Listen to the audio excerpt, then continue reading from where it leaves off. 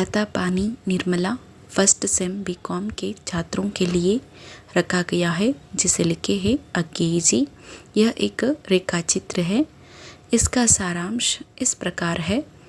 बहता पानी निर्मला अज्ञेय जी द्वारा रचित एक यात्रा वृत्तांत है। उन्होंने इस रचना के माध्यम से जीवन मर्म को समझाने की कोशिश किया है। उन्होंने समझाया है कि मनुष्य को गतिशील रहना चाहिए। एक स्थान पर टिक कर रहने से मनुष्य की अंतरात्मा जर्जर बन जाती है। ज्ञान की प्राप्ति हेतु मनुष्य को नए नए स्थान पर अपना गति बनाए रखना चाहिए। लेखक को बचपन से नक्शे देखने की शौक है। नक्शों के सहारे वे दूर दुनिया की सैर का मजा लेते हैं। लेखक कहते हैं कि यात्रा करने के कई तरीके हैं। एक तो यह कि आप सोच विचार कर निश्चय कर ले कि कहाँ जाना चाहिए, कब जाना है, कहाँ कहाँ घूमना है, कितना खर्च होगा। फिर उसी के अनुसार सारी तैयारी कीजिए। दूसरा तरीका यह है कि आप योजना तो बनाइए कहीं जाने की और निकल कहीं और पड़िए। अंग्रेजी की एक कहावत के अनुसार एक कील के कारण कभी कभी पूरे राज्य से हाथ धोना पड़ता है। ऐसा ही कुछ लेखक के साथ हुआ। एक दांत मांजने और मोटर की एक मामूली सी ढिबरी के लिए एक बार वे बड़ी मुसीबत में पड़ गए। बरसात के दिन थे, रास्ता खराब था। एक दिन लेखक सवेरे घूमने निकले तो देखा कि नदी बढ़कर सड़क के बराबर आ गई है। वह सुनारी गांव के डाक बंगले से दूर आ गए थे और शिवसागर से 3-4 मील पर थे। टूथब्रश और मोटर की एक छोटी सी डिबरी के चक्कर में उन्हें 2-3 घंटे लग गए और जब वे वापस लौटे तो देखा कि सड़क पर पानी बड़े जोर से एक तरफ से दूसरी तरफ बह रहा था, क्योंकि सड़क के एक तरफ नदी थी, दूसरी तरफ नीची सतह के धान के खेत थे जिनकी ओर पानी बढ़ रहा था। पानी के धक्के से सड़क कई जगह टूट गई थी। लेखक पानी होने की वजह से पीछे भी नहीं लौट सकते थे, इसलिए आगे बढ़ते गए। पर थोड़ी देर बाद पानी कुछ और गहरा हो गया। आगे कहीं कुछ दिखता नहीं था।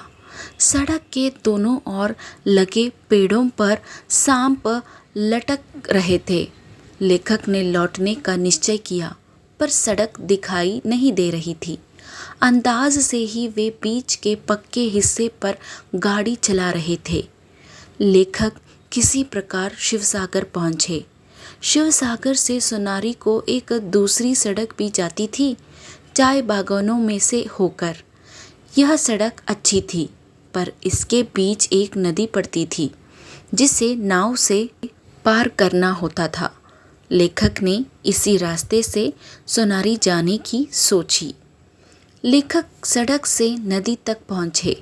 नदी में नाव पर गाड़ी लाद भी ली और पार चले गए, किंतु यहाँ भी नदी में भीषण बाढ़ आई थी। उस पार नदी का कगार ऊंचा था, मोटर के लिए उतारी बना हुआ था, लेकिन नाव से किनारे तक जो तख्ते डाले गए थे वह ठीक नहीं लगे थे। लेखक की गाड़ी नीचे गिरी, आधी पानी में आधी किनारे पर। लेखक जोर से ब्रेक दबाए बैठे थे। आधे घंटे तक उस स्वर्ग सैनी पर बैठे रहने के बाद जैसे तैसे मोटर ऊपर चढ़ाई जा सकी। आगे ऊंची जगह पर एक गांव था। यही सोनारी से आए 2 साइकिल सवारों से मालूम हुआ कि वे कंधों तक पानी में से निकल कर आए हैं। साइकिल कंधों पर उठाकर और मोटर तो कदापि नहीं जा सकती। इस तरह इधर भी निराशा थी।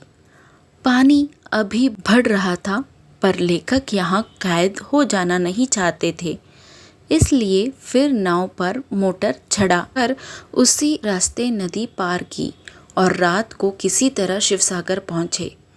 एक सज्जन ने ठहरने के लिए जगह दी। भोजन बिस्तर का प्रबंध भी हो गया, पर मन ही मन लेखक ने खुद को कोसा कि ना नया दांत ब्रश लेने के लिए सोनारी से निकले होते, न यह मुसीबत होती। लेखक को यहाँ 12 दिन काटना पड़ा और जब डाक बंगले पर वापस पहुँचे तो देखा कि वहाँ पानी भरा हुआ था। सब कुछ भीग कर बर्बाद हो गया था।